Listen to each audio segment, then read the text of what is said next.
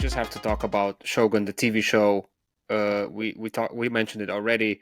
It has garnered fantastic reviews, mostly praising the degree of authenticity and attention to detail. At the time of this conversation, like you mentioned, there's still two episodes in the season left, but the overall impressions probably won't change that much anymore.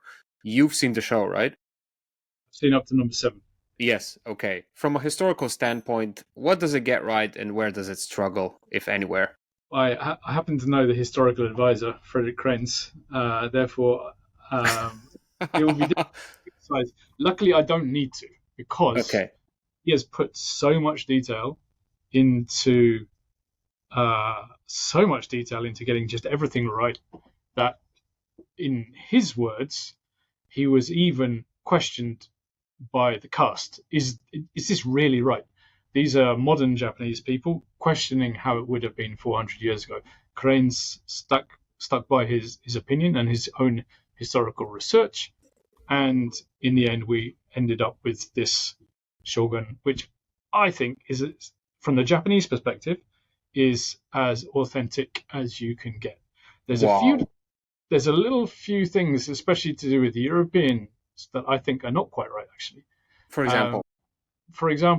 I don't think that ships at the time had hammocks, people sleeping in hammocks. They slept on the floor.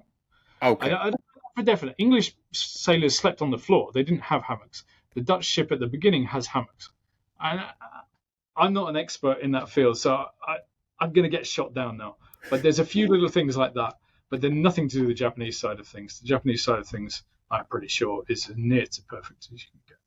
What if you compare the show with the older version from the 80s? Okay. I have seen it. That was probably 20 years ago. So okay. I'm not going to say. I'm not going to say that I'm absolutely correct on this. But this time is on purpose. They've made it far more authentic, not just because of Cranes, but also because Sanada, the main actor, who's Toranaga, of course, specifically went in to make it perfect, and he was in charge. So this is very much a Japanese production. Right. He's one of the producers, I think, right? Yeah, he's the leading light, and therefore he was the one that was out to make it more authentic. I'm going to guess that the 1980s version was probably directed by an American. Yes, nothing saying that there's a problem with Americans doing it. They will have their own take on everything, and they will have what they need to fit in for their audience, and therefore it's the same as authors, same as everybody else. Movie makers know how to sell what they would need to sell their movies, right? And if you've got that person in charge, then they're going to do it their way. I think this time is probably, in my judgment, a far more authentic go at getting it right. Thank you so much for listening. If you liked what you heard, please consider subscribing to Smart Cookies on YouTube. What else is there? Apple Podcasts and Spotify.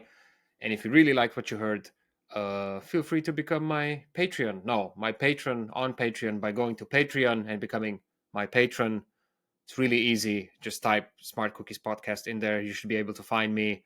Last but not least, I have to thank the absolute legends that are my producers on this show, my existing patrons on Patreon: Aida, Mancian, Miha Medved, Medinho, Gordon, Jurechuk, Lorenzo, Mila, Carmen, Taichi, Goran, and Veronica.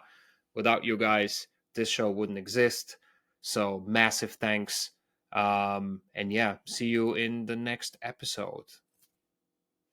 Bye.